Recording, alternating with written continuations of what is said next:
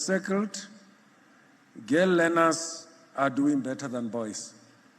And you can see it's in the majority of those ages, girl learners are simply performing better, finishing their schooling on time.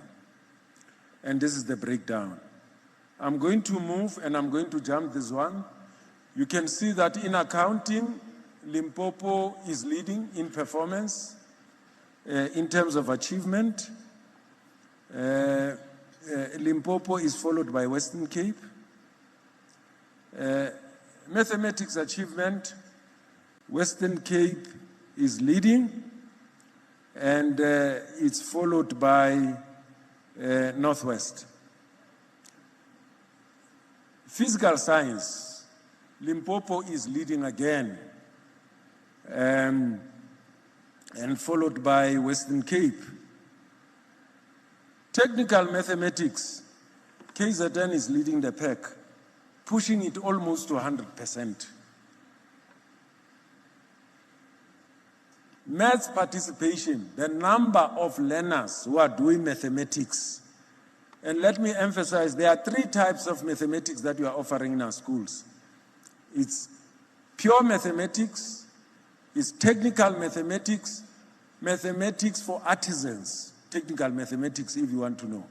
And then there's mathematical literacy. Mathematical literacy is for social use, to be able to run your personal life better, to work out your accounts and be able to manage your budget on a day-to-day life. You need math lit to prepare you for that. In fact, some experts are saying even those that are doing technical maths and pure mathematics, they need math lit to be able to run their lives properly. Because there'll be maths experts, there'll be astronomers who don't know how to run their lives, medical doctors, and even pilots who don't know how to run their lives. Bachelors, KZN is leading in terms of percentages, of course followed by the Western Cape. Distinction, KZN is leading, and of course followed by the Western Cape. Throughput, Western Cape is leading, followed by Eastern Cape.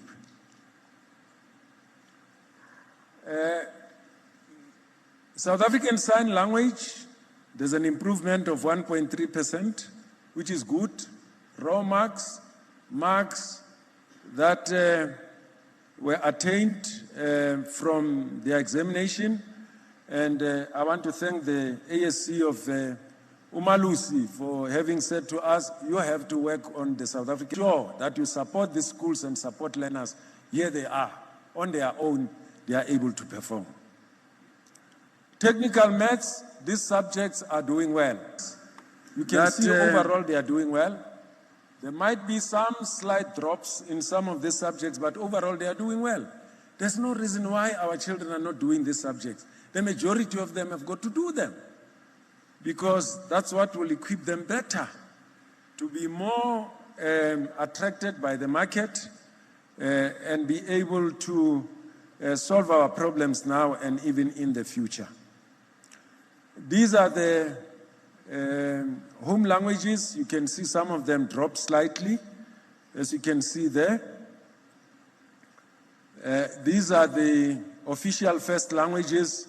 You can see overall performance good, but drop in some. And these are the selected subjects. You see some of them dropped, and some of them went up. You can say that the summary of our story is sweet and sour. First additional language level, and that's the performance there. Technical subjects, as I've said, some of the decline, you see, it's very minuscule, it's very small. But we have to be transparent. These are the numbers that we put out. Well, the good news is that we no longer have any district that is below 80% in the Republic of South Africa.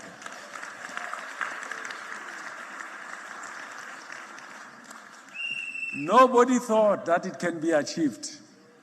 In fact, some districts that we are about to give up on have performed so well that they've even exceeded expectation. I think we can give them a big hand of applause.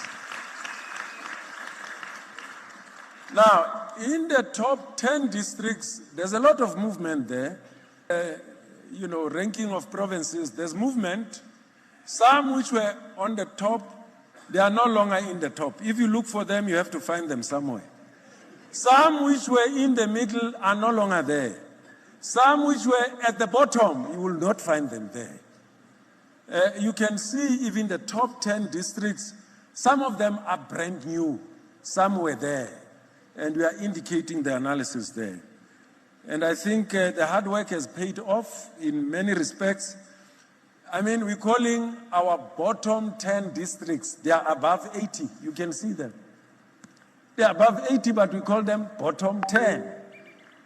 And the message that I want to remind the district directors about, we said get out of the 80s, go 90 and above, you'll sit comfortably there. There's too much traffic in the 80s. Puma and Pakatini. There's too much. I mean, the differences around the 80s are very small. In fact, we had great difficulty. We had to move to the third decimal point to rank districts. So get out of the 80s, go to the 90s. You'll sit comfortably there. Learners with special education needs, we've seen an improvement there. You can see that Gauteng is leading there in terms of learners with special education needs. Distinctions, you can see that there's a bit of hemorrhaging there. And I said to the President, austerity measures are beginning to bite.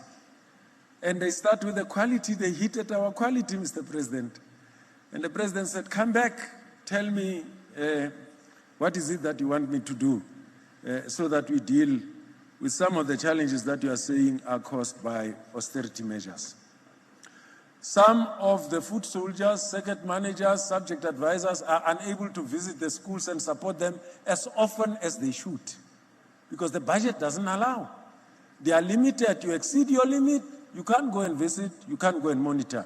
And the President said we must come back and talk to him. The selected subjects, you can see it's a mixed bag. Some of them have gone down. Distinctions among progressed learners, that's the picture. Who would have thought that as a progressed learner, there's somebody who can get distinctions in mathematics and physical science. You might end up getting somebody who becomes a pilot, who becomes a medical doctor, who was given a tag of a progressed learner. Simply because learners, were faced with some glitches in their progression, you don't condemn them to underperformance. And as I always maintain, there's no dustbin for human beings. So you can see that progressed learners end up getting somebody who becomes a pilot better than expected. Well, the third news is that learners who receive social grants, the performance has dropped from 86.06 to 77.70, but the number of learners who passed increased by 33,258.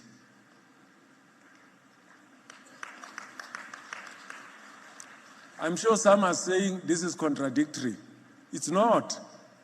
Because of the size of the group that went through the system, the percentage has gone down, but the numbers have gone up because they are more than the learners of last year. Far more than the learners of last year. I'm sure some are saying this is what I referred to earlier on. It's not. You can see that there's a slight drop between active and inactive. But look at those who are no longer receiving the grant, the impact is even bigger. Thanks to the challenge that the President put to us to say we must take to Cabinet a proposal to keep these learners in the system so that they perform even better in future. In terms of gender, There's a drop also. Females drop by 9.91%, and the males drop by 6.17%. Performance by qualification, I mean, you can see it there as we compare these two. Correctional services, from 96.18 to 96.15, they dropped only by 0.03. I'm sure you can applaud them. Minister Lamola is going to throw a very big party. The part-time candidates, they improved by 3.78%, correctional services, and in selected subjects for part-time learners, our part-time learners have performed very well compared to last year and previous years. I'm sure you can applaud them as well. You can see their subjects have really improved. That brings me to the end, and we've summarized the results in terms of the social justice principle. Thank you very much for indulging me, and thank you.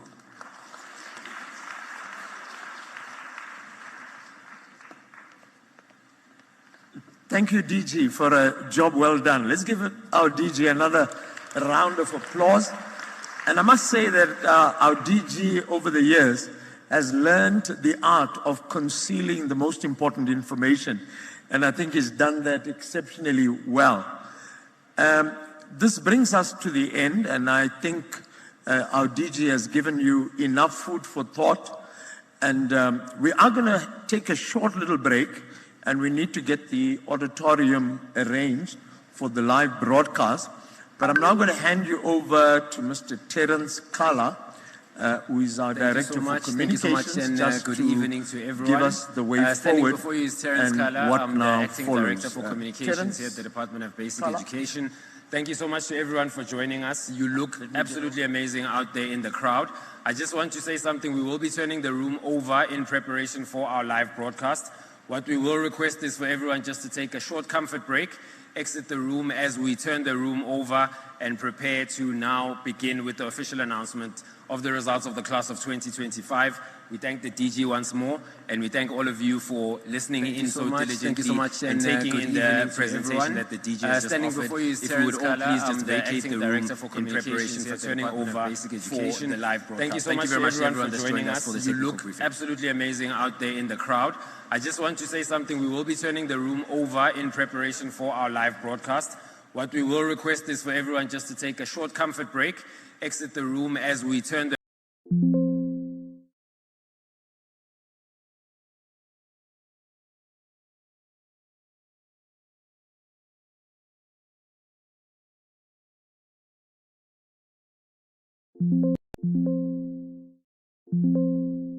General, Mr. Matanzi Mamweli, and of course, but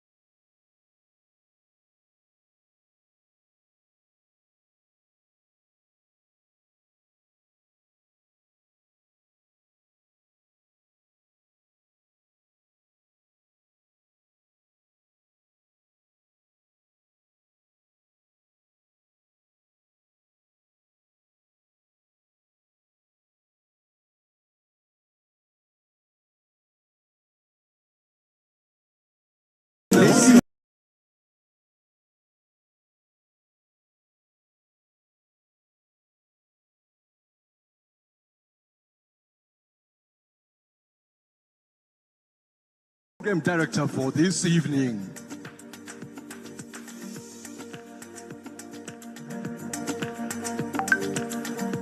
Minister of Basic Education, Ms. Sibiwe Kwagube, our Deputy Minister, Dr. Regina Mhaule, DG Matanzima Mweli, Premiers, MECs, HODs, sector and corporate partners, our exceptional learners, ladies and gentlemen, good evening and welcome to the National Senior Certificate Examination Results announcement for the class of 2025.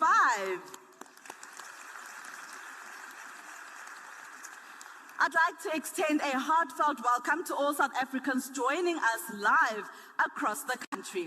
My name is Tshegohatso Moagi, and I am your program director. A big honor for me to be your program director this evening. Our sign language interpreters are Andiswa Gebashe, Fortune Madala, Nicoline Dutoy, and Pearl Mbolekwa. Tonight marks an extraordinary milestone in the journey of more than 900,000 learners who sat for the National Senior Certificate exams as the class of 2025.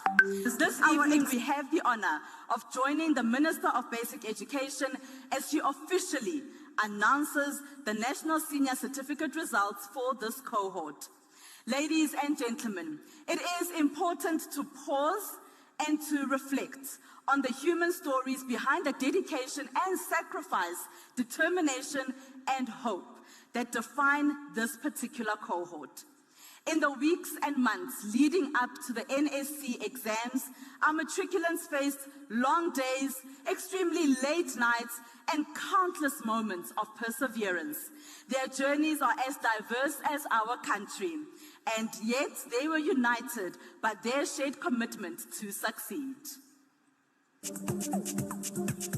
Class of 2025. My name is Kutlano Kojwane and I'm class of 2025. Naledi Mujang, class of 2025. Mukoni Lindobuhle Ramabonga and I am a part of class of 2025. I'm Nontlanhla Matabe, class of 2025. Kamkhelo More, class of 2025. Luandem Dambo, class of 2025. Luanje Kumalo, class of 2025. It's been an amazing year. It was the best experience of my life. The year has been tough. For me, this year had its ups and downs. 2025 was a difficult year for me. But I believe that I and other students have made it through. I'd like to thank my teachers and the Department of Basic Education for making this year possible. And as for now, I'm looking forward to the Official announcement of the National Senior Certificate Examination Results 2025. Stay tuned.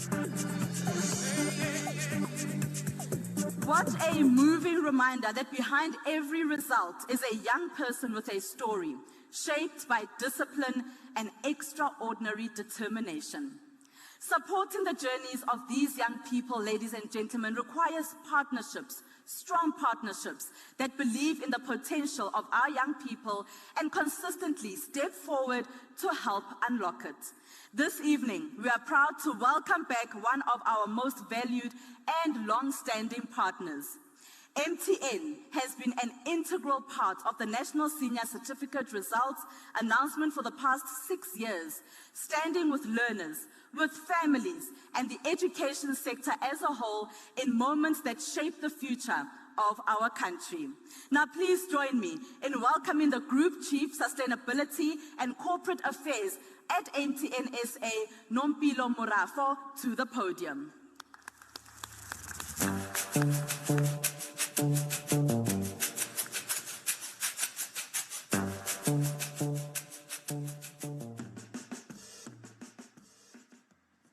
Honorable Ministers, Honorable Premier, Deputy Ministers, MECs and officials, ladies and gentlemen, and to the members of the Matric class of 2025, all protocols observed.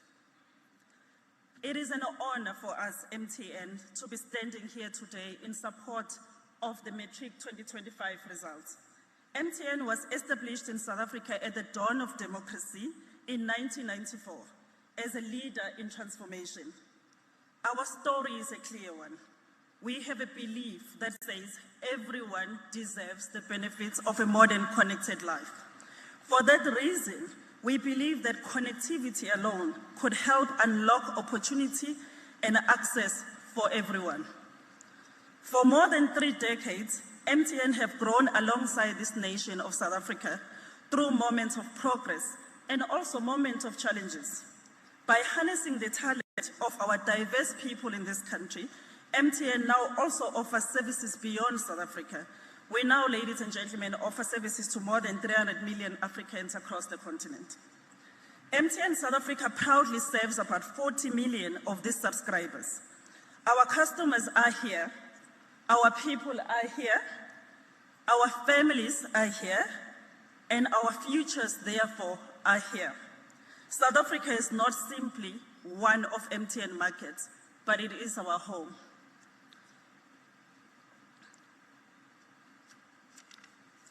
We believe strongly that the success of South Africa is intrinsically linked to the success of MTN as a whole, as a group.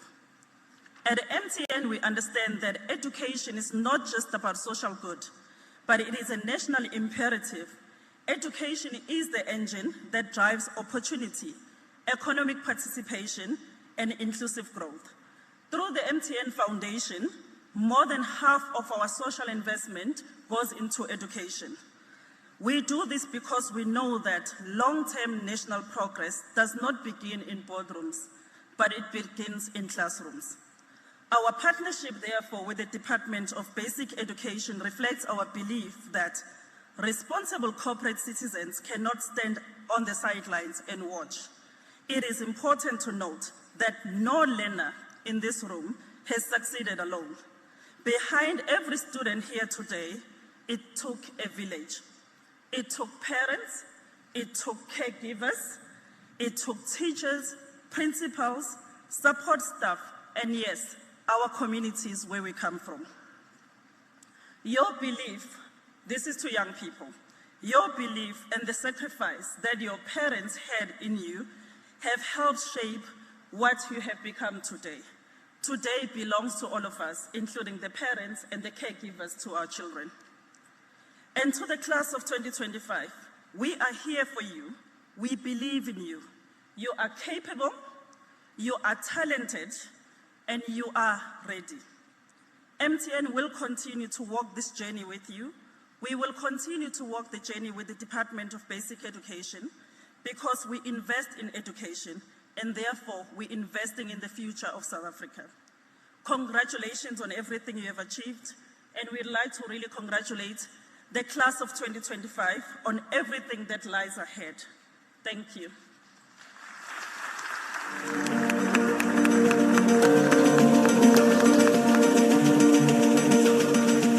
And I love what Ms. Nompilo Morafo had to say, where she says no learner can succeed alone. And it's very true. We come together as communities, and we're also very grateful for partners such as MTN. Let's please give her another round of applause.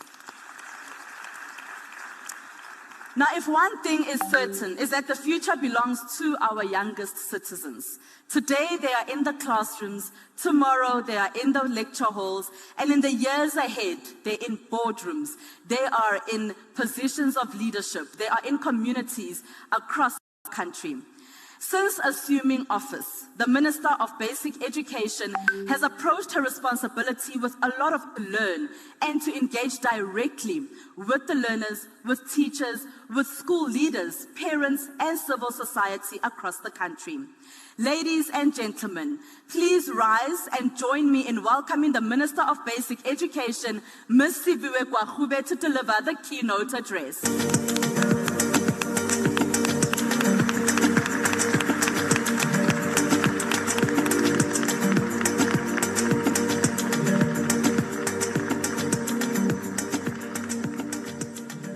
Thank you very much, everybody.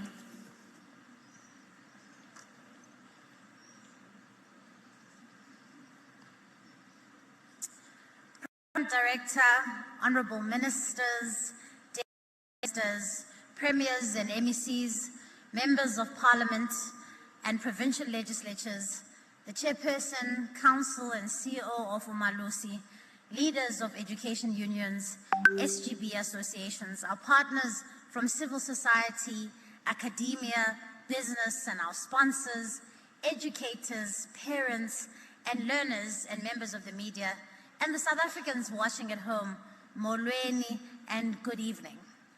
Today we honor the class of 2025 and the families, teachers and communities who carried them to this moment. We affirm our trust in the credibility of the National Senior Certificate results as that has been checked and approved by Umalusi. And tonight I want to speak very plainly about what these results tell us, about what the health of our system is like, where we are progressing, and where we must act with urgency and lift quality and strengthen equity.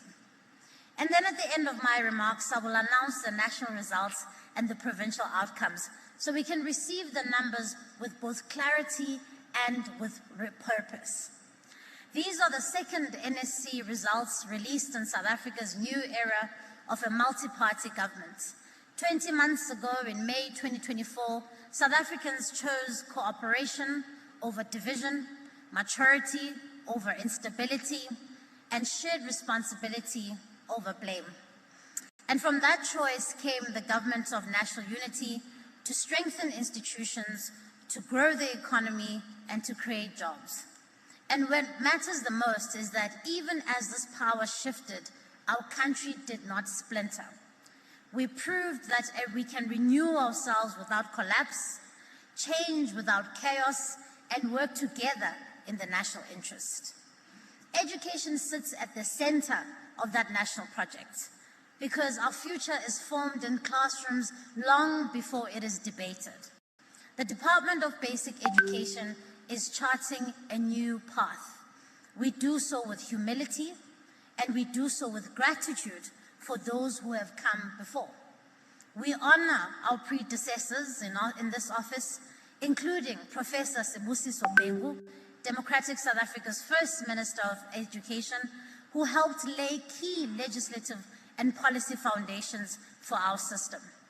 And former Ministers Kada Asmal, Naledi Pandor, and Angie Motshekga. Yes, the path ahead requires new energy, fresh choices, different priorities, but we do not begin from nothing. We are building from where they have left off. When we assumed office 18 months ago, we did so with a clear understanding of the terrain that is before us. Education has long carried a particular weight in our national story, shaping opportunity and social mobility across generations. The system we steward today reflects both that history and the unfinished work of building a more equitable future. It bears the imprint of deep inequality, yet it remains the most powerful instrument we have for expanding opportunity and strengthening social cohesion. South Africans, we cannot be content to keep the system running with its deepest problems remaining untouched. We must choose a new course for basic education. And that new course has already begun. It is a root-deep reform guided in evidence and in our relentless efforts and what matters the most: quality learning and teaching. In our first year in office, the work of the department was guided by one central question: what must change if education is to be the greatest equalizer that it promises to be? Not in rhetoric, but in lived reality. And so, over the past year, we have worked to stabilize governance across the system. We've rebuilt trust with provinces, districts, unions, and partners. We've protected the fairness and the credibility of national exams. We've shifted the department's focus away from reactive crisis management towards long-term strategic reform. To understand the scale of what we are reforming, we must understand its size. Our system serves approximately 13.5 million learners, supported by more than 460,000 educators across nearly 25,000 schools, managed through hundreds of circuit offices, 75 education districts, and 9 provincial departments. People often ask, about quick wins. And I often respond to them by saying, but real reform in a system of this size cannot be PR-led. It is deep work that succeeds only when leadership lines up resources, accountability, trust, data behind one clear direction. And that is strengthening the foundations of learning. We are not in the business of quick wins or grabbing headlines. We are in the business of transforming lives and ensuring that South African children have their best future ahead of them. Ladies and gentlemen,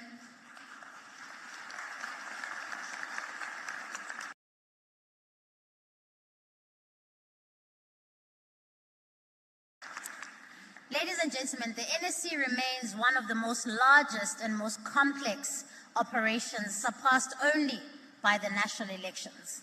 In 2025, more than 900,000 candidates wrote at about 6,000 centers.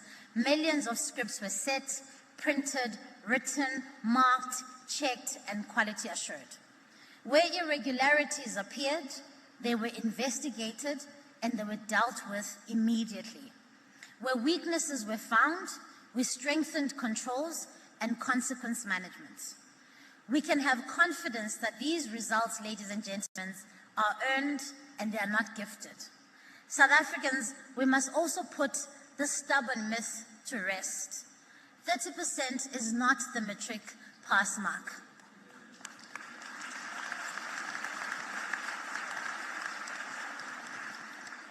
I call upon particularly elected leaders in this House and outside of this House to refrain from populism.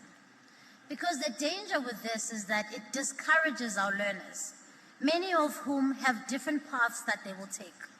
Not every single learner who attends a school intends to go to obtain a university degree. Some intend to go obtain skills in the world of work. Some intend on doing different things, which our education system allows. But when we really use the sloganism, we really discourage learners who are differently talented in the system by discouraging them in this kind of sloganism. The NSC is earned by meeting a minimum requirements across a full subject package, including higher thresholds and key subjects with different pass types that open different pathways after school. In turn, learners achieve the right marks in the right subjects in the NSC exams, gain entry into their preferred program at a higher education level. The point is this, ladies and gentlemen. Slogans or percentages alone will not improve learner outcomes. It is whether our standards, progression, and support across the whole schooling journey add up to real readiness. And that is why the National Education and Training Council, established last year for the first time in our history, is reviewing assessment and progression policies across the system, from grade R all the way to grade 12, so that the expectations are clear, the support happens earlier, and that learning gaps do not compound until learners arrive in matric. You see, as I said, this is deep-rooted reform that must look at a system in its entirety, but not grab headlines at the expense of our learners.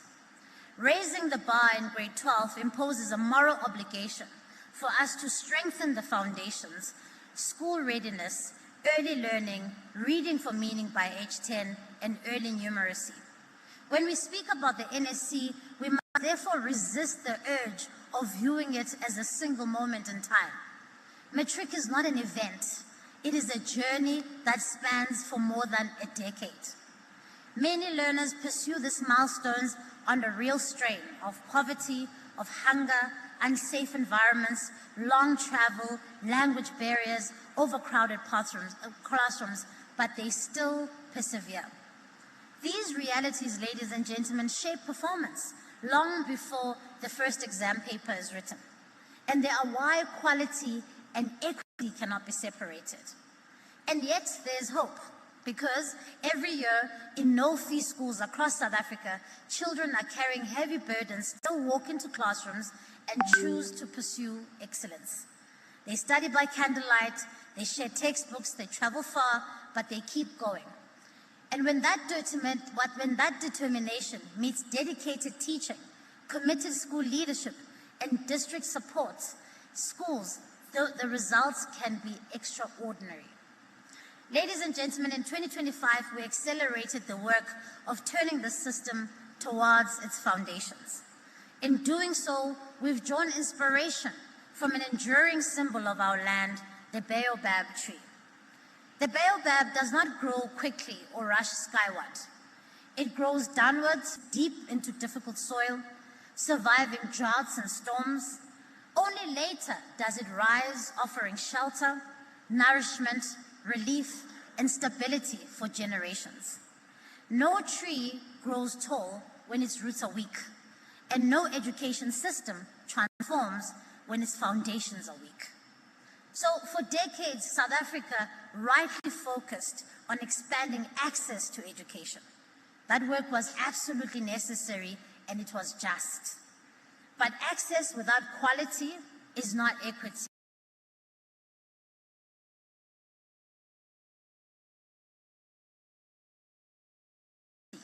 And progression without mastery is not opportunity.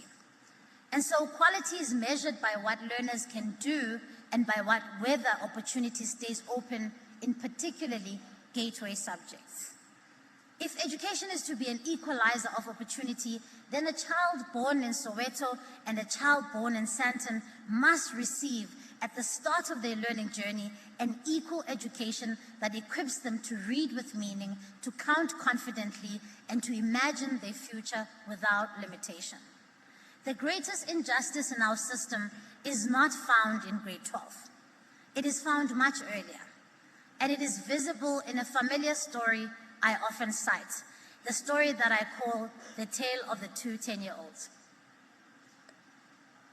The first 10-year-old, Lindiwe, grows up in a home with age-appropriate books.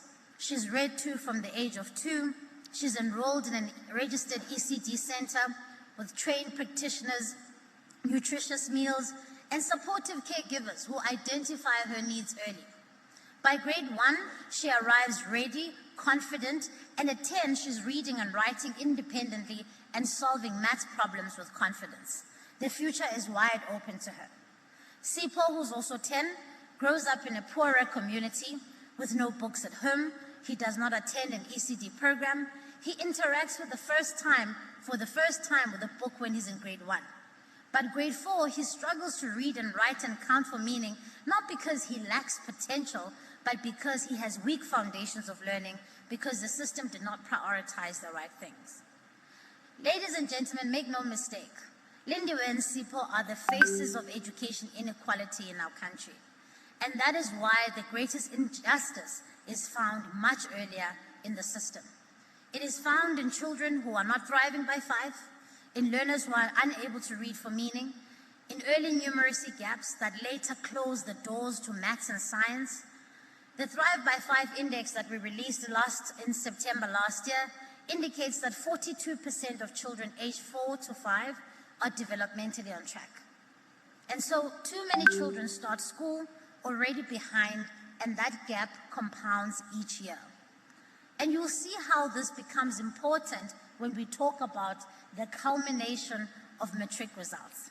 Because as I indicated, Matric is not an event. It is a journey that starts and spans over a decade. We said we would change the direction of the system towards early learning in the early years, when inequality either takes root or is dismantled. Over the past year, we've done exactly that. First, we're strengthening early learning, expanding access while driving quality and readiness. As early childhood care and education consolidates into the department, we have put quality and readiness at the center. Siyayazi ukuba le sector iphethwe ngomama, omakhulu, tannies and aunts across the country. Nini abayiqinisileyo, nini abayakhileyo, ezilalini, ezilokishini, nasezidolophini. Yiyo loo nto singurhulumente asizange uzoyixutha, sizothi sizonixhasa ukwenzela uba siphuhlise ikamva labantwana bethu.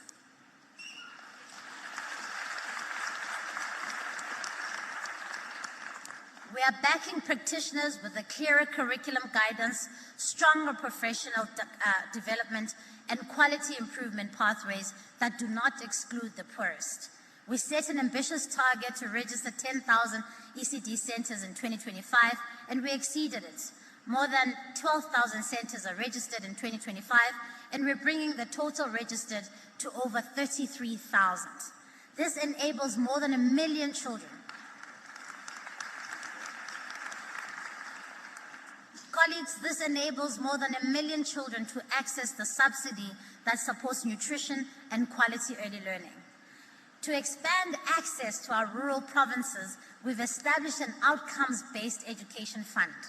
Through this, we're investing 496 million rand to expand safe, quality early learning and to create over 100,000 new learner spaces in Limpopo, in Eastern Cape, and in KwaZulu-Natal.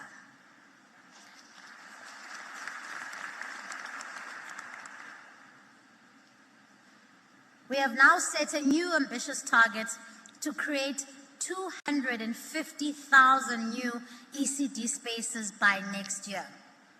It is ambitious, it is audacious, but it is absolutely necessary. Second, we are strengthening early grade reading using evidence. In November, we released the first ever Funda Uphumelele National Survey. This is where language matters. Funda Uphumelele helps us see where the reading breaks down. But mother tongue-based bilingual education helps us fix it. And that is why we're expanding mother tongue-based bilingual education. And in November this year, for the very first time, South Africa wrote its first bilingual grade 4 assessments in mathematics and natural science.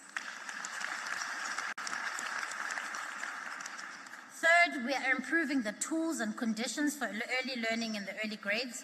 We are finalizing the National Catalogue for Learning and Teaching Support materials for grade 1s to 3, strengthening the last mile delivery, and defining a core support package of non-negotiables for every foundation phase classroom that it should have.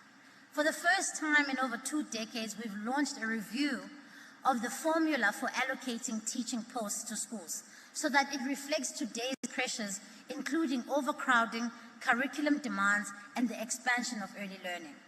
With grade R now compulsory, we will continue to expand access, improve quality with the focus on infrastructure, practitioner development, and learning materials in poor communities. We are currently upskilling 7,000 grade R practitioners through our joint project with UNISA, backing the strategy with real investment. Our shift is focused towards the foundations of learning is gaining international recognition.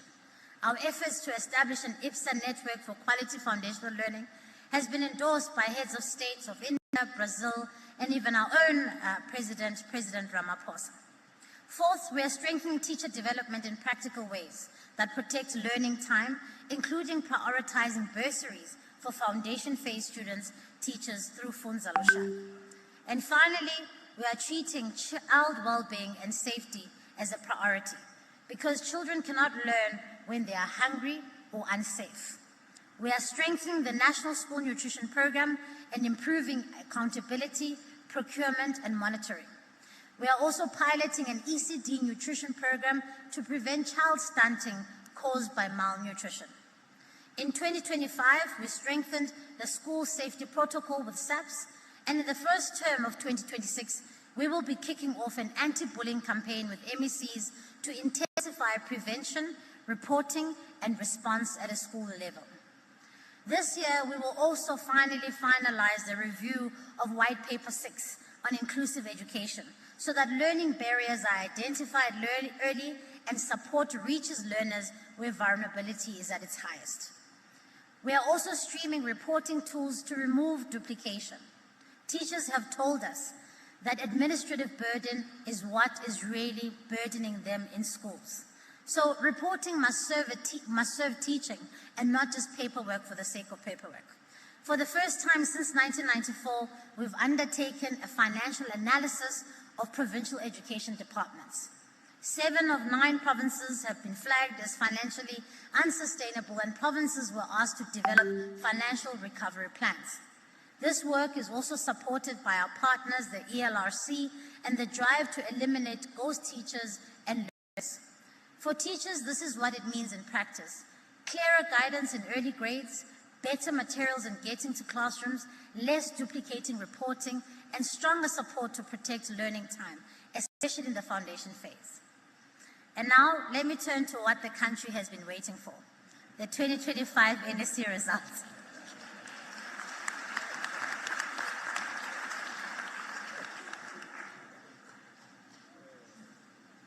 However, before I announce the national and provincial pass rates, let me share what these results are telling us, because numbers matter most when we understand what sits behind them.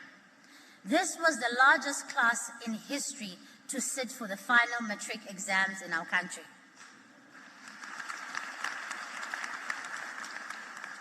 We are reaching more learners in grade 12 than any other point in our country.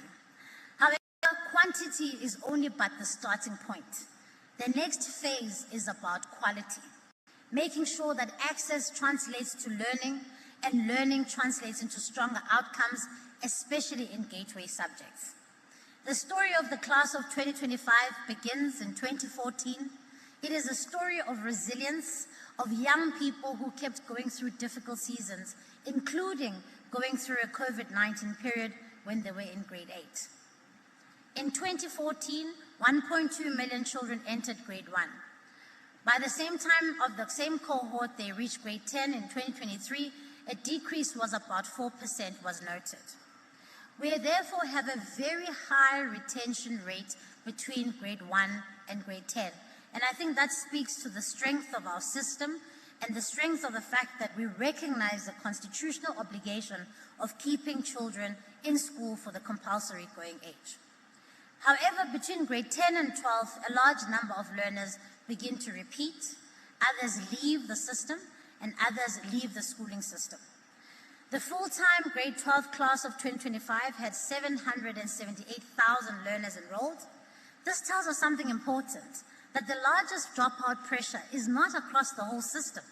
It only intensifies late as learners move to grade 11 and 12. Nationally, only about 84% of people make it, or nationally, about 84% learners make it all the way to grade 10. And then from grade 11 and grade 12, we see the biggest dropouts. And this is why data matters. And this is why we have to have a deeper look into what the data tells us, so that we can have targeted interventions, so that we don't make sweeping statements about learner retention throughout the system. A retention rate of 84% is extremely high, but we must then ask ourselves the question, what are we going to do about the dropout rate that happens between grade 10 and grade 12? Retention matters. If learners exit the system before grade 12, the system then is not yet delivering quality at the scale at which we want, regardless of how strong the final pass rate is. Where we see lower retention alongside high performance, we must question that pattern carefully and fairly, and using data but not assumptions. This is about protecting learners and honest schools and ensuring that no one is pressured to improve statistics by closing doors of opportunity.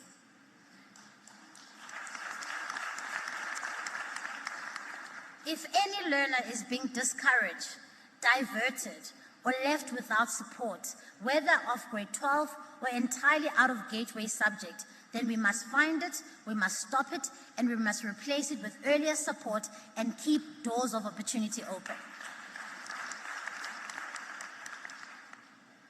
And we must continue strengthening learner tracking and early warnings between us and higher education and training, which is work that has already started, so that support and intervention can happen long before grade 12.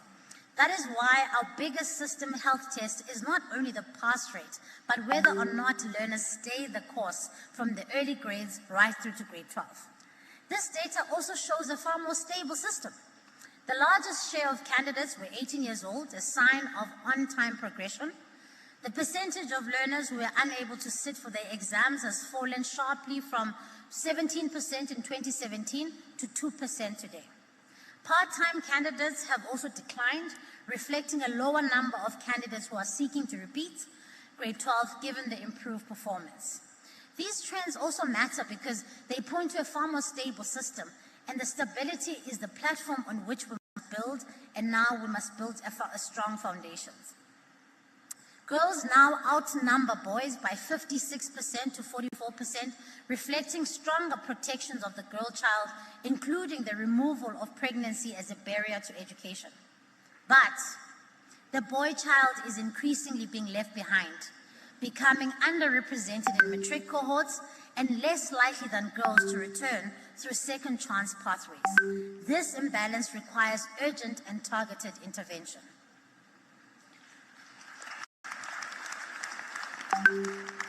Ladies and gentlemen, subject choices by the class of 2025 remind us again of the long reach of weak foundations.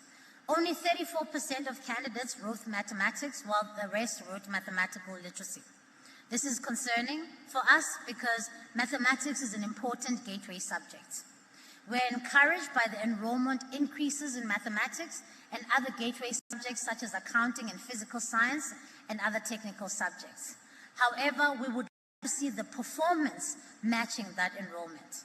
So, in other words, the system is growing but not fast enough in the subjects that most powerfully shape access to further study in scarce skills and economic participation. And we as a department are dedicated to making sure that this improves dramatically. That is the quality challenge of the next phase. And this brings us to the second truth that we must face. That more learners writing doesn't always mean better results. The NSC results also show that we saw that learners who took mathematics in grade 12 increased, but we saw their performance dropping. This is a lesson for the country.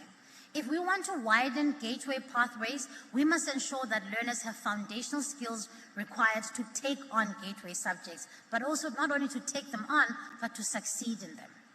A healthy system must grow the number of learners taking maths, science without sacrificing quality. And that is why our next phase pairs with higher participation and stronger support. The team and I have decided that this is where we are going to be focusing for the next academic year, that we need to have greater support for learners, particularly between grade 10 and 12, so that we can make sure that they don't drop out and they stay the course, particularly in these gateway subjects. Ladies and gentlemen, inclusive education is another important quality test. The number of learners with special learning needs enrolled for the NSC exams has improved, increasing by 57%.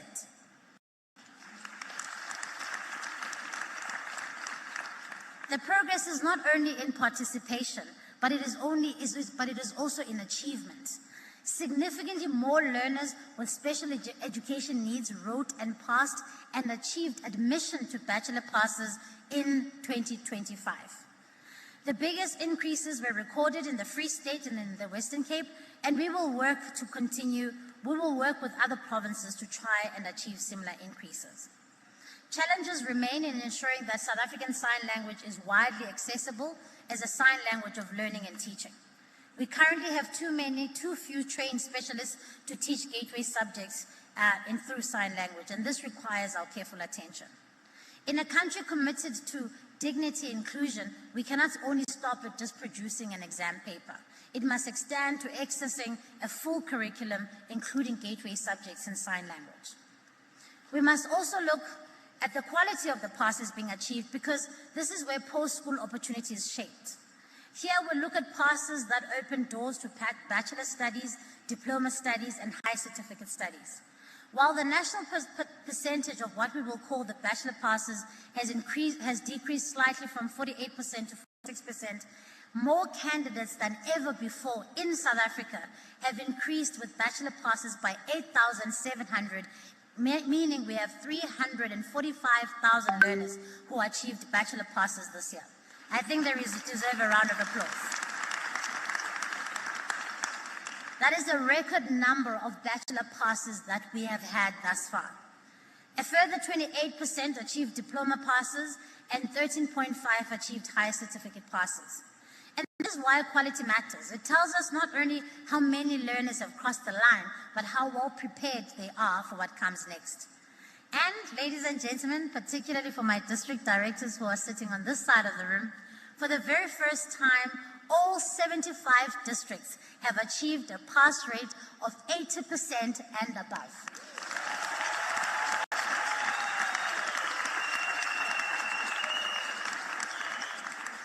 I could not be prouder of these 75 people who drive quality every single day in their districts, ensuring that policy is reflected in the classroom. District performance is one of the clearest quality indicators because it shows whether improvement is spreading system-wide or remaining concentrated in pockets of strength. We are building stability, but the struggle for equality must intensify, especially in our gateway subjects.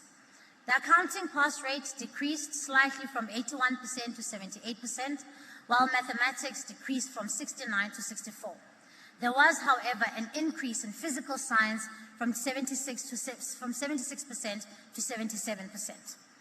And so, as we celebrate, ladies and gentlemen, we do so with clear eyes.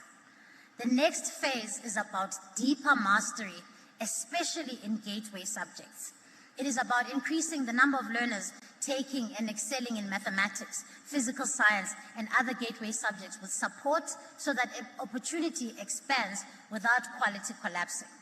And when we speak about equity, we speak about quality too. The 2025 results show us that excellence is spreading into communities that have carried the heaviest burdens. That they also remind us that the number of learners enrolling should never run ahead of our ability to ensure that they perform well.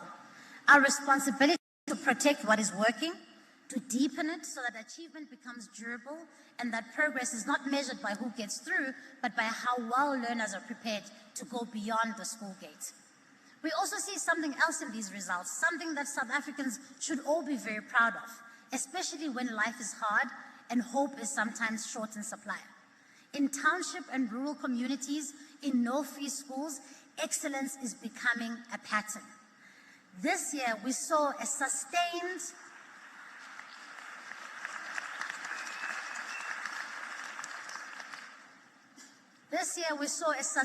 growth in the number of learners from no-fee schools achieving bachelor passes. This is a national message of hope that says poverty is not a destiny, and that where you come from does not mean that is where you will end up.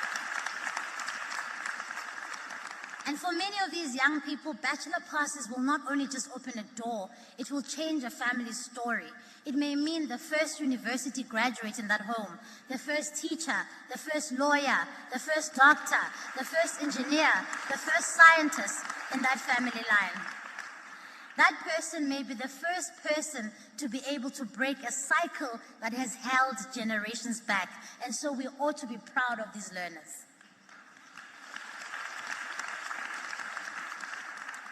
Districts like Umkhanya Kude and Umlazi remind us that outstanding outcomes can come from communities overwhelmed by lack and need. Over 66 of bachelor passes were obtained by candidates from no-fee schools. And more than,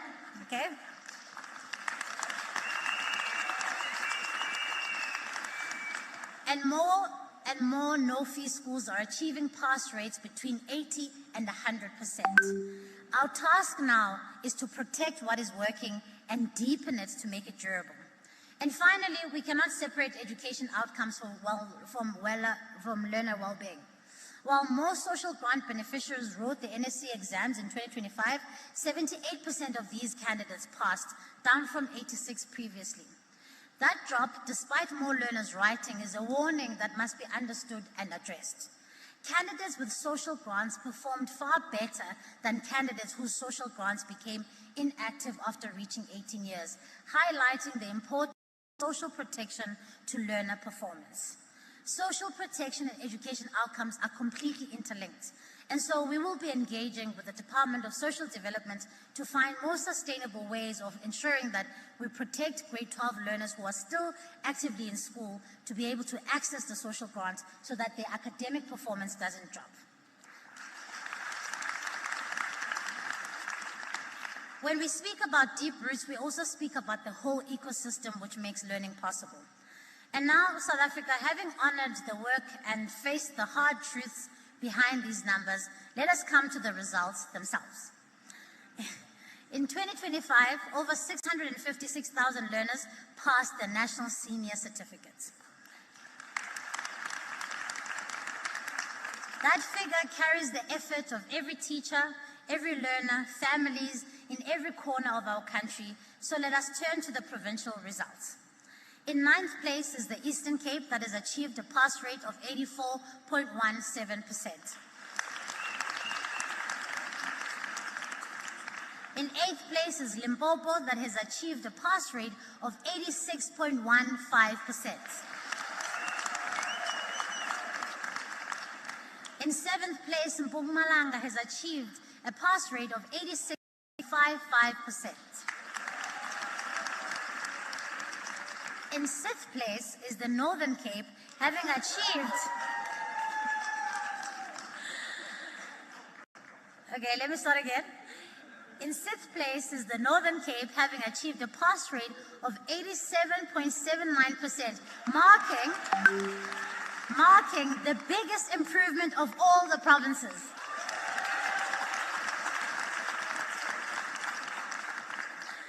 In 4th place is the Northwest, having achieved 88.49%.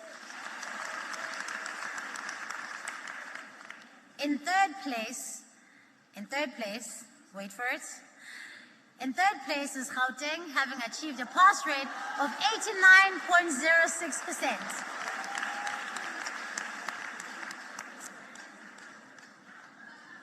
It's anybody's guess now. In 2nd place is the Free State, having achieved a pass rate of 89.33%.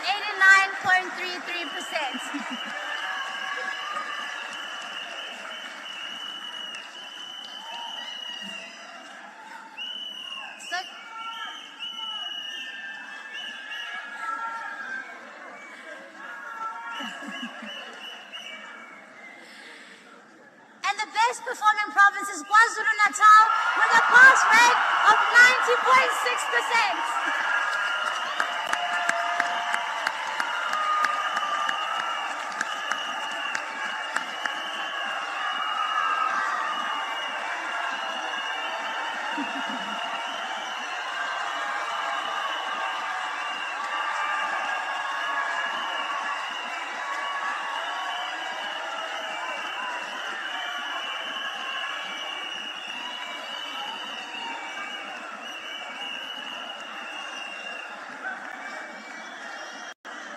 Okay. Teleprompter, move.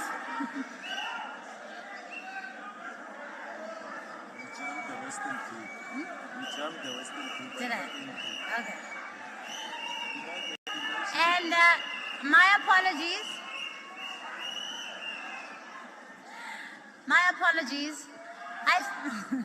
I forgot to mention, in 5th place is the Western Cape with a pass rate of 88.2%.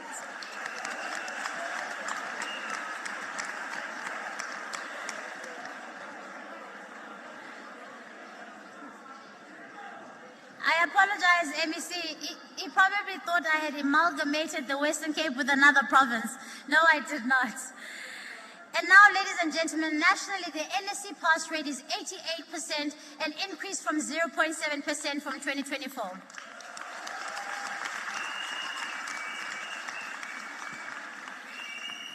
%8% is the highest pass rate in our country's history. To every premier, to every MEC, to every head of department, to every district director, to every principal, to every teacher, these outcomes are built day by day, term by term, year by year, and we honor the work that has gone behind them.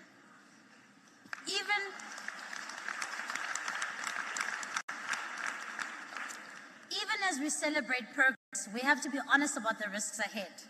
Austerity measures applied without care threaten the foundations we are working to strengthen. Early learning support and school nutrition. Reform requires patience and planning and sustained investment. Baobabs do not grow in a single season. Taken together, these results tell us a clear story.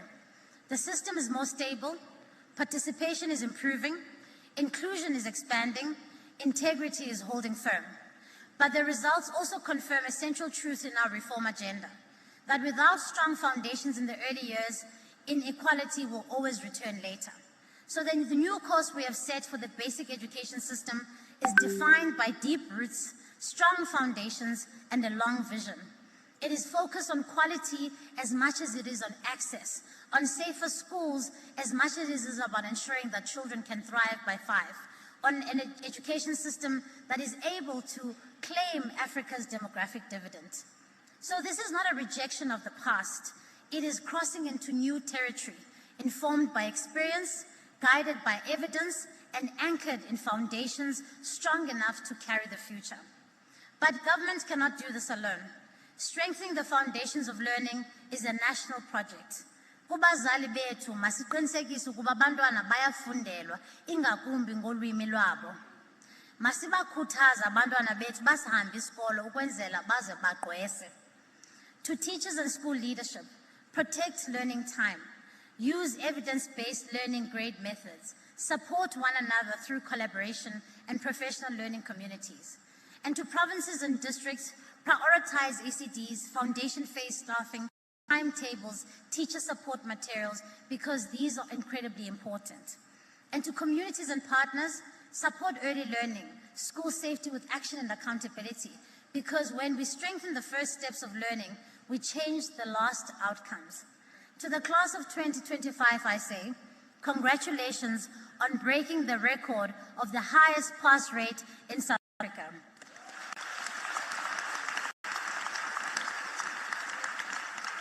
Siyazi nisebenzile. You've shown resilience not only in these examinations, but across the years of learning in a country that has asked much of you. South Africa sees you, and to the learners of no-fee schools, you have shown the country what is possible. You have proven that talent lives everywhere, and that when we strengthen the roots, hope becomes an outcome but not a slogan. And to every learner who did not get the result that you had hoped for, you're not a failure, and your story is not over. There are pathways to improve your results through rewrites, support programs, and second chance opportunities. What matters now is that you take the next step with the support that you need. And finally, to South Africa, I say this: if we want to plant deeply, we must do so now. If we strengthen the foundations in difficult seasons, then in years to come, in generations to come, we will reap the benefits. I thank you. Diabulela, Dialebuha, Dilibua.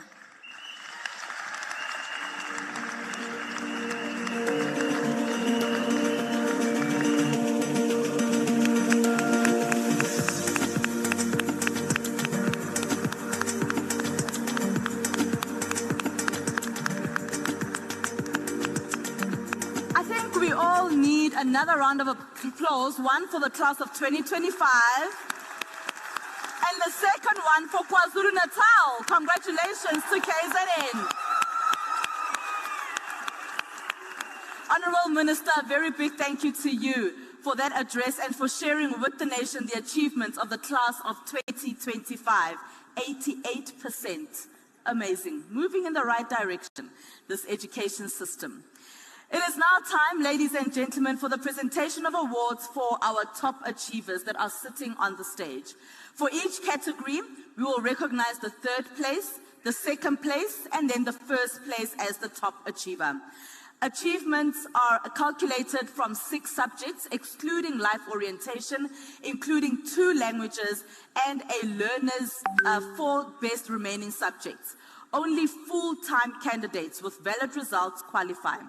Now, ties are then broken through mathematics and physical science performance. For subject awards, the highest final mark and exam performance determine the winners. This year, there's an added category. We heard from the minister that accounting is doing really well. So accounting has been added to this category in quintile 1, 2, and 3. Minister and Deputy Minister, may you please come forward as we prepare to hand out the awards to our top achievers.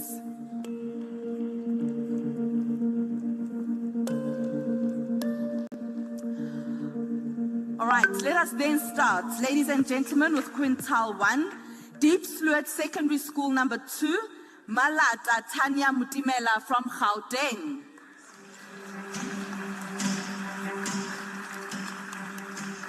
In second place, Samkelos Pamandla Mtimkulu from Ubuhle Bezulu Secondary School in Mpumalanga. And in first place, from Mpumalanga, Elangwane Secondary School, Luyanda Ndlozi.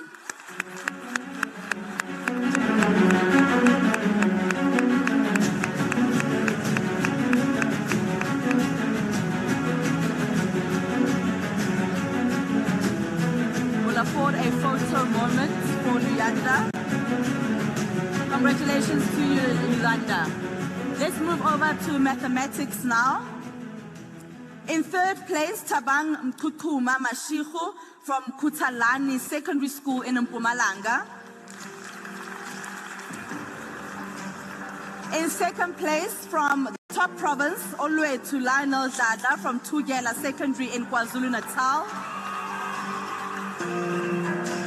And in first place, seems like Mpumalanga's taking these ones, Siyaya Welcome Nkuna from Inkomazi Secondary School.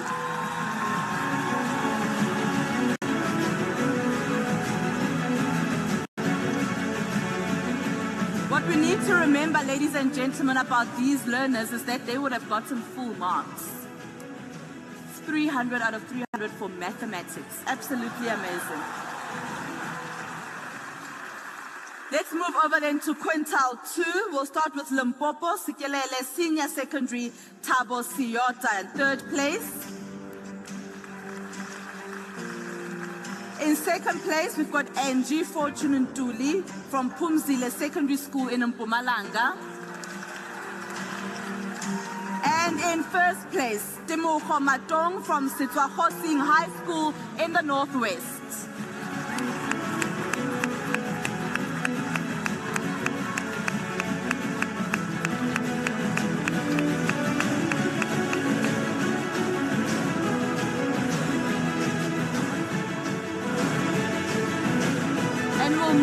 Then to technical maths. Mpumalanga taking third place, Sheriff Brandon Group, D.D. Mabuza Comprehensive School.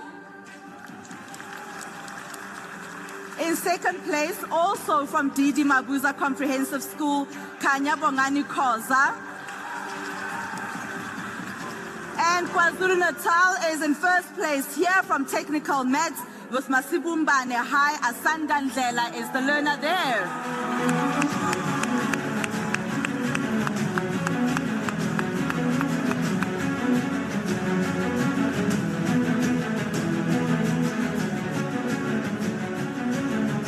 Well done to you, Asanda. In quintile 3 now. In third place, we'll start off in KZN with Matube Sizwe High School, take from Sinamele Prudence Tabete. In second place, we've got Ndibuweni Fetisani from Tengwa Secondary School in Limpopo. And in first place for quintile 3, Bokang Vincent Mukubung from Blue Gumbosh Senior Secondary in the Free State.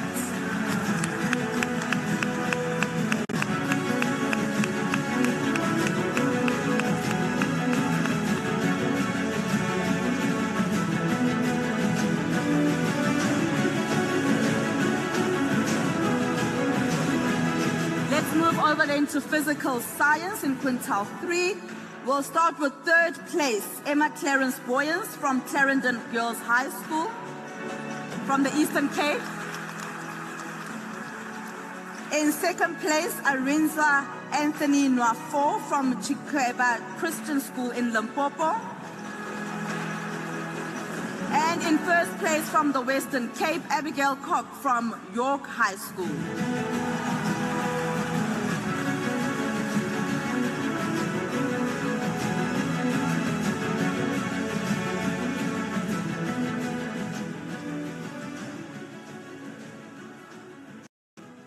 And this is for physical science, ladies and gentlemen. Well done to you, Abigail.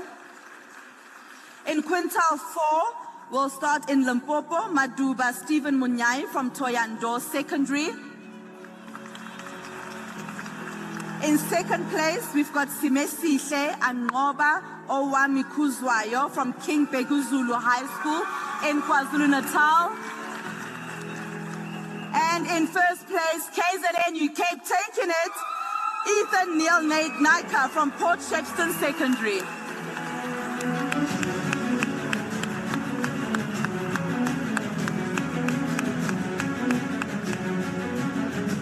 Doing phenomenally well from Quintal 4 Ethan. Congratulations to you.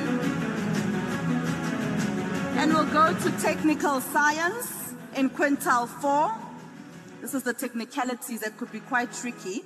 We'll start in Cape. The third place is Ngazibini Unathi Ntungwa, Isikoba Nombewu Secondary School in the Eastern Cape. In second place, Thabo Matake from Leola High in Limpopo. And I think, Deputy Minister, I know that you love the Mpumalanga province. We need to see what's happening at DD Mabuza Comprehensive. First place, going to DD Mabuza Comprehensive School, Sheriff Brandon Group.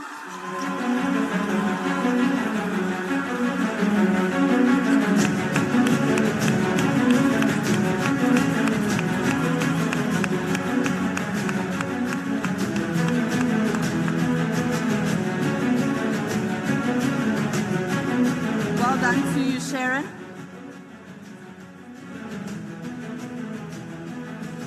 We'll move over then to Quintal 5. In third place, Greenside High School in Gauteng, Mahir Modi. In second place, Collegiate Girls High School, Maria Caitlin Fritz from the Eastern Cape.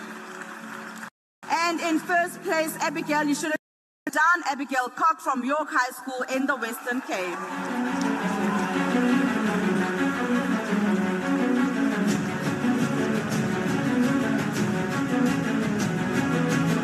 Abigail taking her second certificate this evening. Congratulations to you, Abigail.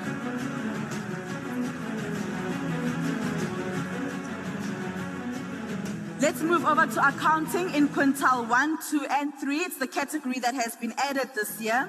In third place, we've got Sisona Masingili from Sotayisa Secondary School in Eastern Cape. In second place, we've got Ndibuweni Rodney Fetisani from Tengwa Secondary School in Limpopo. And staying in the Limpopo province, we've got Kweba Commercial Muchizi Obri Ramoba. Come up, you're in first place for accounting.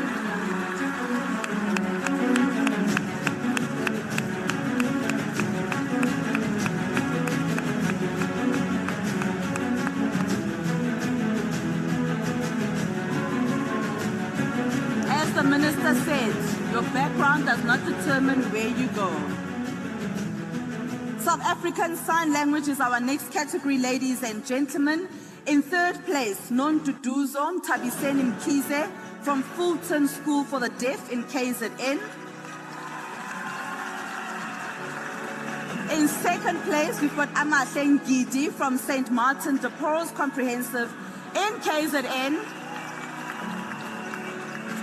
And can we guess who took first place? KZN, Gwatintwa School for the Deaf. Tobani Mshengi Shenzi, please come forward.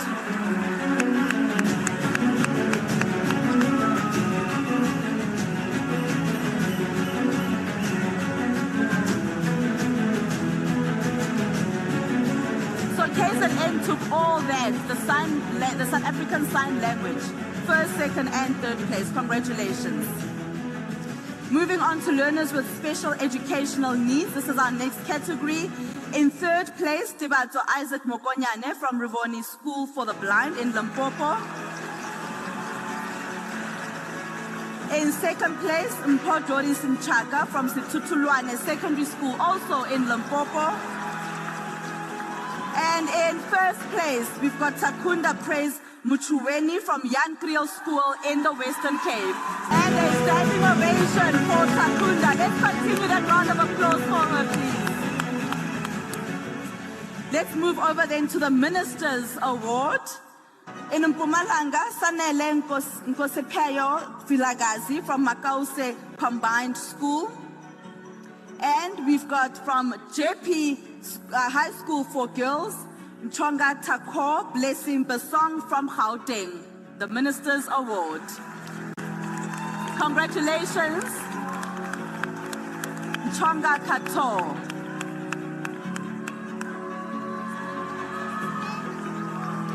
So the Minister's Award, ladies and gentlemen, is an award that has been awarded to a young child or young learner who has done exceptionally well from a difficult circumstance. She's done exceptionally well from the circumstances that she comes from, and so the minister then gets collaborated within the ministry, and she then decides on who receives this particular award.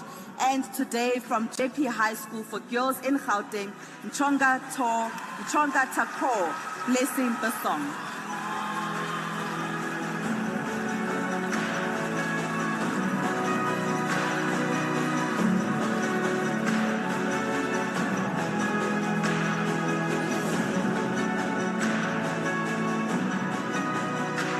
And now, ladies and gentlemen, our 2025 National Senior Certificate National Top Achiever.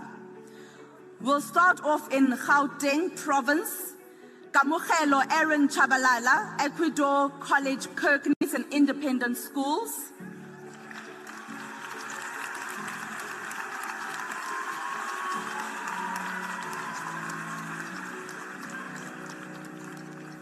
Can we please give Kamugelo a round of applause? He's the National Top Achiever for Independent Schools.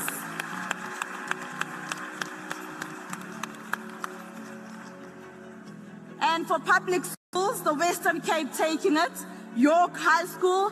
Abigail, come get your certificate. Abigail Cock.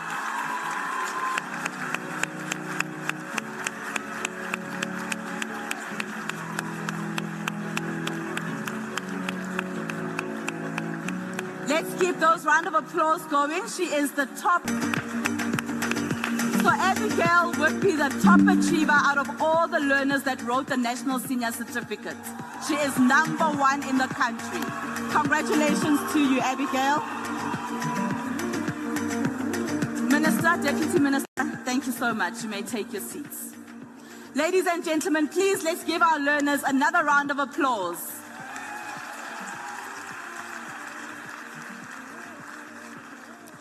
Now I'd like to invite the Deputy Minister of Basic Education, Dr. Regina Mhaule, to come to the podium, and she has played a vital role in supporting our learners and the education system.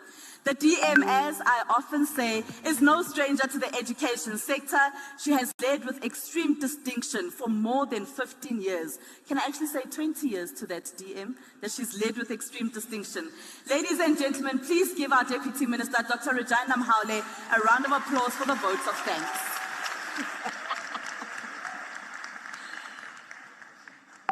Thank you so much, Tseho. Honorable, the MEC, the Minister, not the MEC, the Minister of Basic Education in the Republic of South Africa, Honorable Sivio Kwahube. I always, as a teacher, wherever I am, correct people to say, don't say Honorable Minister. You say Minister, Honorable Kwahube. The Premier of Gauteng, Honorable Panyaza Lusuf. The MECs from all 9 provinces, we are so proud that you are all here today. We really appreciate the good work that we have done as provinces. Members of the Portfolio Committee, both committees from the National Council of Provinces and the Portfolio Committee from the National Assembly and the chairpersons, thank you very much. Without you following us and chasing us, we would not be celebrating today.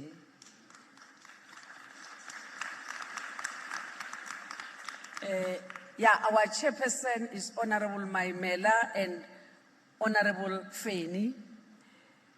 The DG in the presidency, thank you so much, Ma, for always supporting education.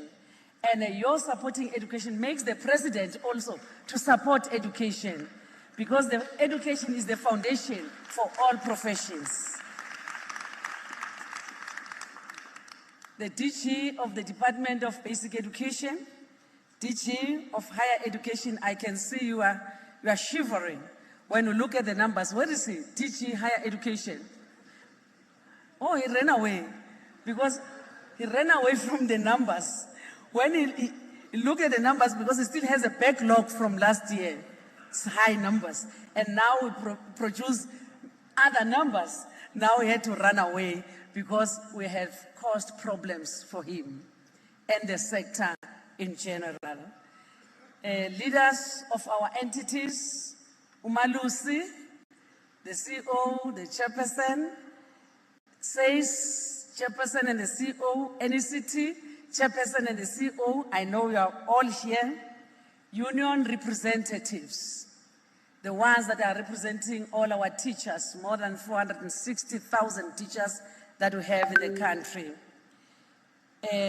Representatives of the school governing bodies, I know you are here today. You are the governors of the schools. We are here for policy and support, but you are doing the groundwork. Heads of departments, I saw the head of department of KwaZulu-Natal and Northwest, they were so excited. Parents, caregivers, all officials of the department, district directors, I know that you want to be, if you say officials, you feel you are not part of it. District directors, the one on the coal face, where education is happening. The parents that are here today, I know there are those that are representing parents, the school governing bodies, but we have parents of these top learners that are in our midst, which to me, I say, they are proud parents. Ladies and gentlemen, Sanbonan, allow me to begin by extending my sincere appreciation to the Minister of Basic Education, Honorable Siviwe Kwagube, for her unwavering commitment to strengthening the basic education sector.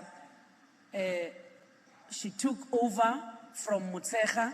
When we speak of basic education, it started in 2009 by Minister Motshekga.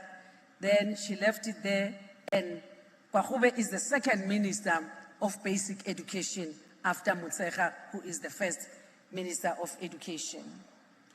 So I want to thank her that she never dropped the ball. Since she came in, the standard is going up.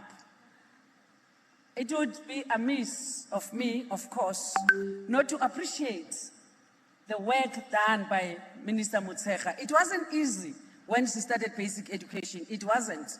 But she took the department up to where it is stable. We are here today. I remember in 2021, when we exceed 80%, she was shivering to say, how are we going to maintain? And we all thought that we arrived there by chance. But fortunately, here we are today, and the system, as Minister indicated, that is stabilizing, is stable. Minister Motshekga and those that are representing her, please pass our sincere appreciation.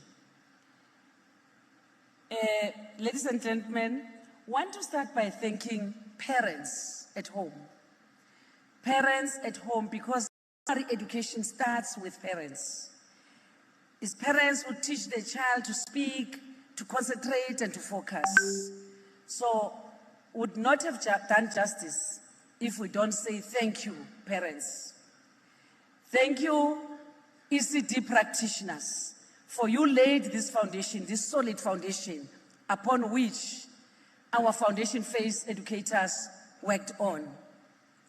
And want to thank the foundation phase educators, want to thank the senior phase educators, intermediate phase, as well as the FET phase. They arrive at FET because they come from the foundation. And if the foundation is not strong, we would not be celebrating today. That's why we thank the grade R, grade 1 teachers up to grade 7. So, want to thank all our stakeholders. Education is everybody's enterprise. We are all here today because we take part actively and inactively in educational affairs. So want to appreciate all of you. We know that without you, we wouldn't be celebrating today.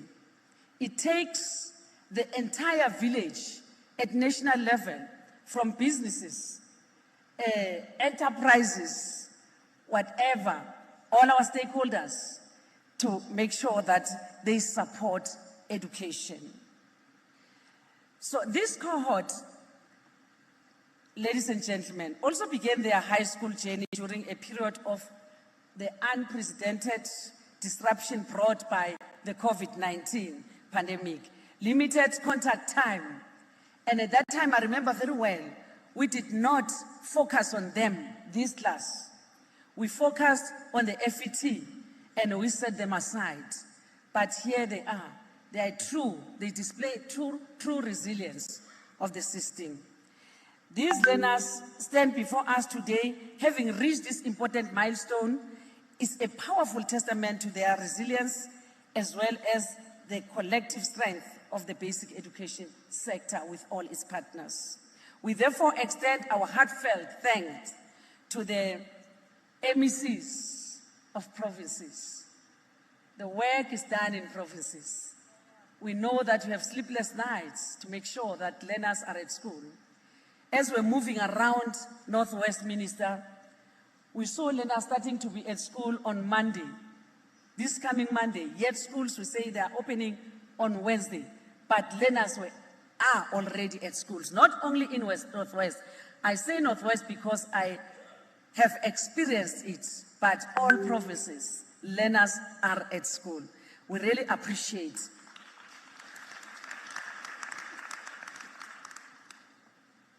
our district directors.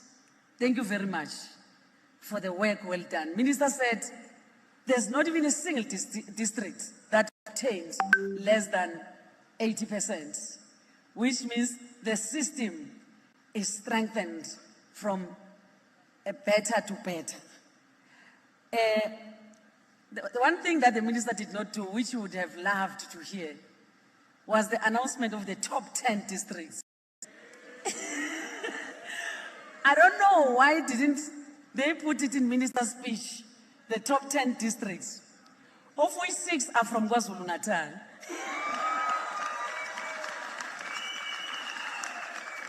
Of the top 10, 6 are from KwaZulu-Natal.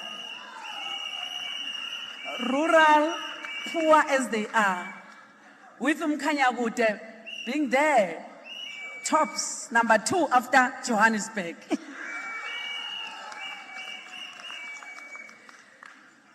Want to thank our Director General, a man, I don't know whether this man does sleep. I want to ask his wife if he does sleep. Because you live here at 11 o'clock, 6 o'clock he calls you, DM, I'm in Uppington. How did you arrive there? The following day, I'm in the Eastern Cape.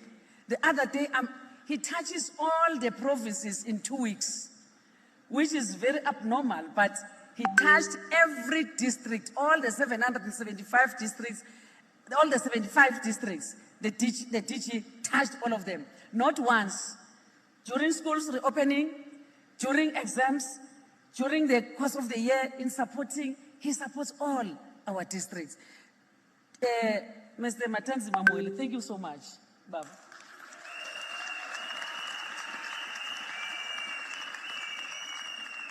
Want to thank the DDGs at the national level as well as in provinces, all senior managers at the 3 levels.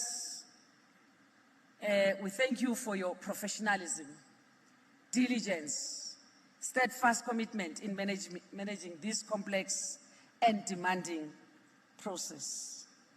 We know that professional critics, when they want to criticize anything in the country, they criticize education.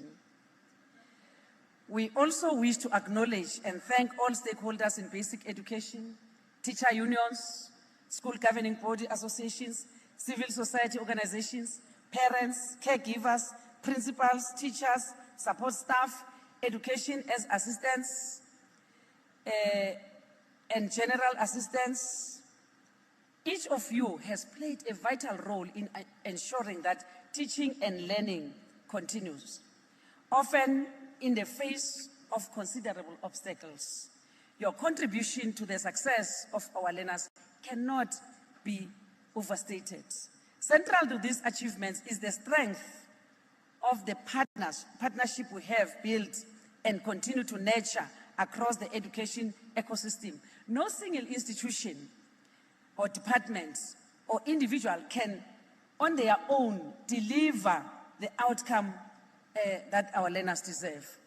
It's through collaboration between government, private sector, civil society, organized labor, communities, and families that we are able to extend opportunities, address inequality, and unlock the full potential of our education system. These partnerships enable innovation, mobilize resources, and ensure that support reaches learners where it is needed the most. They remind us that when we work together with a shared sense of purpose, we can achieve far much more than we ever could when we do it alone. It's in this spirit of partnership that we now express our sincere appreciation to our valued partners and sponsors. The MTN Foundation, our host sponsor, Old Mutual, First Rent Empowerment Fund, Santam, Sasol, AFBOP, Telcom Foundation, Vodacom Foundation, ShopRite Foundation, Kagiso Trust, Fondi, the Independent Development Trust, the South African Institute of Chartered Accountants, and the Sifiso Learning Group. Through your continued investment in education, you affirm your belief in the potential of our young people. The prizes and gifts presented today are a tangible demonstration of your commitment to shaping a brighter future of our learners. To our top achieving learners, once more, we commend you for your hard work, discipline, and determination. We also acknowledge the invaluable role played by your parents and families, whose support, encouragement, and sacrifices have contributed significantly to your success. Above all, I want to thank all of you. If you had not come to this event would not have been what it is today. All from all walks of life, you are here today. Our traditional leaders want to appreciate the Queen from Isilo Samazulu, who also wanted to come today. She said, I'm coming. After we invited her, she said, I am coming. Thank you so much, Ma, and pass our gratitude to the King for allowing you to come and be part with us. Want to thank all traditional leaders that are present here. Religious leaders, we know that you visit schools. You encourage our teachers who need psychosocial support. Our social workers are not enough, but you go to each and every school. No one is hindering religious leaders to go to schools. Want to thank you for the work that you are doing for education. Want to thank universities for producing the quality teachers that we have in our system, and especially the young cohort that are producing good results. As we prepare to embark on the next chapter of your lives, our children, we wish you every success in your future endeavors. Not only you, even those that are going to get their results tomorrow.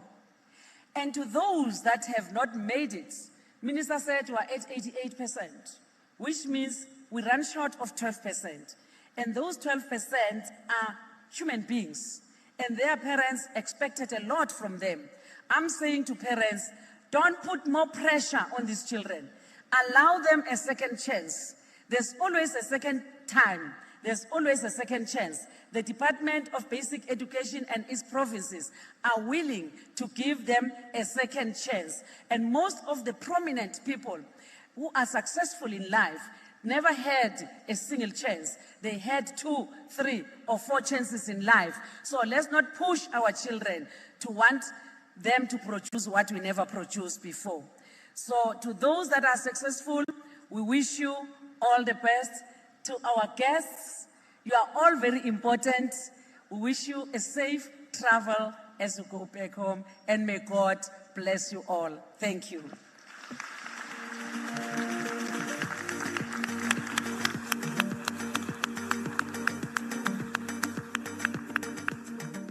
Deputy Minister, thank you so much for that address and the vote of thanks. Let's give her, please, another round of applause, ladies and gentlemen.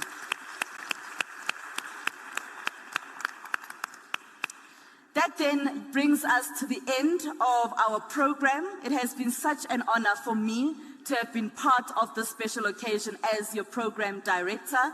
For those driving back home this evening and even tomorrow morning, please be safe. My name is Thundereduc Moagi. You can catch me every weekend mornings on Power FM and on YouTube, Conversations with Eminent Women. Have a lovely weekend further. Please, wherever you go, whoever you encounter, please be kind and protect your peace. Dinner is served. Bye-bye.